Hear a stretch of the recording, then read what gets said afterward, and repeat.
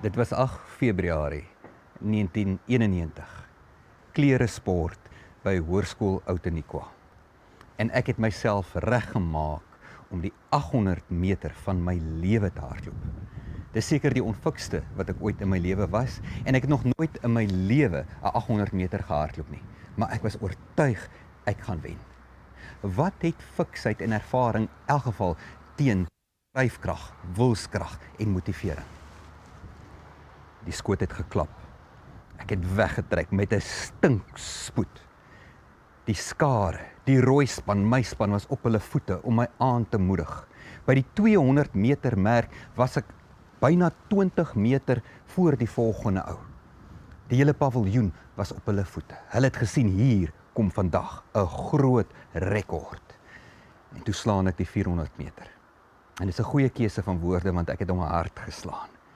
Daar by die 400 meter merk, voor die paviljoen, gee alles in. Dit voel asof iemand 'n baba bottel borsel in my keelgat op en af ryg. Ek kan nie asem kry nie. Iets pyn hier in my sy en my bene voel soos jelly. En voor my oë sien ek sulke swart spikkels beweeg. Dit voel of ek enige oomblik kan omkap. En ek voel naar, ek wil opgooi. Ek gaan staan stil, buik voorop, probeer my asem terugkry. Op die paviljoen hoor jy 'n kreun van die rooi span se kant af. Een vir een kom die ander atlete verby.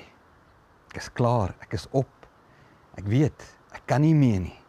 Hierdie resies is vir my verby. Net soos ek begin van die baan afstap, hoor ek dit. Albei, albei, albei, albei. Die rooi span, wat hard, hande klap, voete stamp, my aanmoedig om tog net hierdie resies klaar te maak. En dan hoor ek haar stem, Sonja, my groot hoërskool crush, wat bo almal se stemme uitstyg en sê, Albei, ek weet jy kan. Sy het my naam geken en sy het geweet ek kan en ek het skielik ook geweet ek kan. Stadig het ek die een voet voor die ander neergesit en die resies klaar gemaak. Ek was toevallig nie die laaste en daar het nog iemand na my ingekom. Wat is die punt van hierdie storie? Ek weet vandag, daar is geen manier hoe ek daai resies sou klaar gemaak het. Nog daai laaste rond om die baan nie gehardloop het, nie geloop het, as dit nie was vir die aanmoediging van my span, van my mense op die paviljoen nie. Dis iets hiervan wat Paulus waarskynlik in gedagte gehad het, wanneer hy skryf in Hebreërs 12 vers 1. Terwyl ons dan so groot skare geloofsgetuies rondom ons het, laat ons elke las van ons afgooi, ook die sonde wat ons so maklik verstrik, en laat ons die wedloop wat vir ons voorlê met volharding hardloop, die oog gefestig op Jesus, die begin en die volëinder van die geloof. Terwille van die vreugde wat vir hom in die vooruitsig was, het hy die kruis verduur sonder om vir die skande daarvan terug te deins, en hy sit nou aan die regterhand van die troon van God. Hou hom voor oë wat so fynhandige optrede van die sondaars teen hom verdraai het, dan sal julle nie geestelik moeg word en uitsak nie. Wie is hierdie geloofsgetuienis waarvan Paulus praat in vers 1? In die voorafgaande hoofstuk noem hy 'n klomp name, geloofshelde van die volk Israel. Dis manne en vroue soos Abraham, Moses, Dawid, Jakob, Rahab, noem maar op.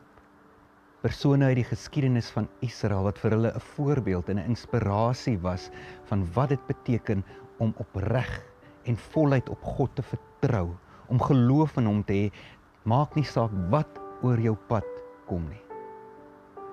Vriende, hierdie mense was nie net die geloofshelde van die ou volk Israel nie. Ook vandag vir ons is hulle 'n voorbeeld, 'n inspirasie. Die verhale van hierdie mense en die pad wat hulle saam met God gestap het, is vir ons 'n bevestiging van 'n God op wie ons kan vertrou. 'n God deur wie ons geloof in te hê, hoër hoogtes kan bereik en struikelblokke kan oorkom. Ons skare geloofsgetuies, ons geloofspaviljoen as te ware, bestaan egter nie net uit 'n klomp mense wat al duisende jare terug dood is nie. Dit is ook mense wat ons vandag ken. Hoe het jy 'n Christen geword? Jy dink tog nie jy is een gebore nie. Meeste van ons het iemand in ons lewe gehad wat vir ons die pad na Jesus gewys het. Vir meeste van ons was dit nie een spesifieke persoon nie, maar 'n klomp mense, 'n gemeenskap wat ons na Jesus toe gelei het. Dit het waarskynlik begin by jou ouers, jou ma en pa wat vir jou Bybelstorie gelees het toe jy klein was. En dan vir jou saamgesleep het kerk toe. Wat van die buuroom, die buurtannie, die oumas, die oupas, die onderwysers by die skool, die sondagskool oom of tannie, of daai tannie wat vir jou kinderkraans gegee het. Mense wat deur hulle voorbeeld vir jou gewys het, hoe lyk 'n pad saam met Jesus. En mense wat ook vir jou genoeg omgegee het om vir jou te bid, vir jou aan te moedig, aan te spoor, toe te juig in jou geloofsresies om die eindstreep te behaal. As ek moet dink wie sit op my geloofspaviljoen, is daar 'n paar mense aan wie ek kan dink. Sekerlik my ouers. Ek het hierdie duidelike prentjie nog van my ma wat op haar knieë vir ons kinders bid, en sy en my pa wat in die aande saam stilte tyd hou. En die wat hulle my Sondag kerk toe gesleep het, letterlik gesleep het, want ek het maar teensinnig kerk toe gegaan. Ek was omtrent net so baie kerksiek soos wat sommige kinders skoolsiek was. Vandag is ek baie dankbaar. Familielede. Ek het 'n neefie wat my oor een vakansie so bang gepraat het met die eindtye en met die oordeel dat ek amper 'n hele maand lank al my groente opgeëet het. En dan onthou ek in my standaard 4 jaar, graad 6, was daar 'n oom wat vir my sondagskool gegee het. Ek kan nie meer sy naam onthou nie, ek ken nie sy storie nie, weet nie waar hy vandaan kom en waar hy vandag is nie. Wat ek wel onthou, hy was 'n groot man. Huge, met so groot swart bosbaard. Hy het so bietjie gelyk soos Hagrid in die Harry Potter flieks. Enige ander omstandighede sou 'n laerskoolseun seker nagmerries van hierdie ou gekry het. Maar hierdie oom het deur sy omgee en sy liefde vir ons Jesus se liefde gedemonstreer.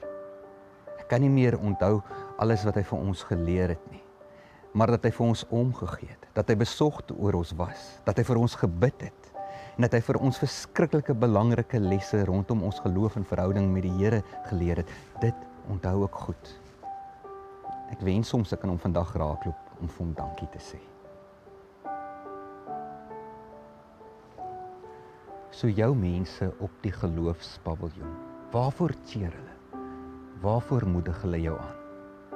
Paulus sê, hulle moedig jou aan, dat jy nie in die Satan se strikke sal trap nie, dat jy nie vasgevang sal word in hierdie wêreldse versoekinge en sonde nie, dat jy op 'n manier lig deur hierdie lewe kan hardloop in hierdie resies. Hulle bid en juig jou toe, dat jou oë gefestig sal hou op Jesus. Jesus wat vir jou by die eindstreep wag, soos hierdie mammas by die pre-primêr resies. Wetend dat solank jou oë gefestig is op hom, jy krag sal ontvang, dat jy moed sal hê om hierdie resies voluit te hardloop, wetend wat jou beloning aan die einde gaan wees. En bo alles, bid, skree, juig hulle jou toe, dat jy net hierdie resies sal klaarmaak. Dat jy nie sal moeg raak nie, dat jy nie uitgeput sal word nie, maar dat jy sal volhou, uithou, aanhou. Hulle juig jou toe met die woorde van Jesaja 40 vers 29 waar daar staan: Hy gee die vermoeides krag. Hy versterk die wat nie meer kan nie. Selfs jong manne word moeg en raak afgemat. Selfs manne in hulle vleuer struikel en val. Maar die wat op die Here vertrou, kry nuwe krag. Hulle vlieg met arensvlerk, hulle hardloop en word nie moeg nie. Hulle loop en raak nie afgemat nie. Wie sit op jou geloofspaviljoen? Wie is daar wat jy vandag vir die Here voor wil dankie sê? Dat daardie persone 'n pad saam met jou geloop het, vir jou bid, vir jou intree, vir jou genoeg omgee om jou by die voete van die Here te gaan neersit. Dalk sê jy vandag vir my, Dominee, ek is maar alleen mens, ek weet nie van enigiemand wat vir my bid nie. Dis nie waar nie. Ons is baie keer nie bewus van die mense wat vir ons bid nie. Ek wil vir jou sê, daar is ten minste een persoon wat vir jou bid en dit is my 6-jarige seentjie. Elke keer as hy bid, bid hy, Here, wees met die mense dat hulle gesond bly en nie die coronavirus kry nie. Jy is 'n mens immers. Dis vir jou wat daai gebed is. En so kan ek jou verseker, is daar 'n wolk gelowiges wat jou dra in hulle gebede, sonder dat hulle jou ken, sonder dat hulle weet wie jy is, bid hulle nog steeds vir jou. Sê vir die Here dankie vandag daarvoor. En dalk is dit nodig dat jy vandag die telefoon optel of dalk 'n draai gaan maak by iemand spesifiek, om persoonlik vir daardie persoon dankie te sê vir die rol wat hulle in jou geloofsreis gespeel het. Bel maar jou ma, jou pa, en sê dankie mamma, pappa, dat julle vir my die Bybel gelees het toe ek 'n kind was. Dankie dat julle my saamgesleep het kerk toe, al was dit 'n bietjie teensinnig. Mag die Here vandag julle geloofsoë en julle geloofsore oopmaak om te hoor die paviljoen vol geloofsgetuies wat vir jou cheer. Amen. Kom ons bid saam. Hemelse Vader, dankie dat ons nie alleen in hierdie geloofsresies is nie. Maar Here, dat U vir ons 'n skare gelowiges, vriende, familie, kennisse gestuur het om vir ons te ondersteun, ons aan te moedig, vir ons te bid, vir ons 'n voorbeeld te wees. Dankie Here vir hulle elkeen. En dankie Here Jesus dat U self daar by die eindstreep staan om ons te verwelkom in die arms, om vir ons aan te moedig. Here, ek bid ook dat U vir ons sal help deur die Gees om ook ons medegelowiges toe te juig en aan te moedig, dat ook ons deel kan wees van 'n broer of 'n suster se geloofsgetuienis. Ons bid dit in Jesus se naam alleen. Amen.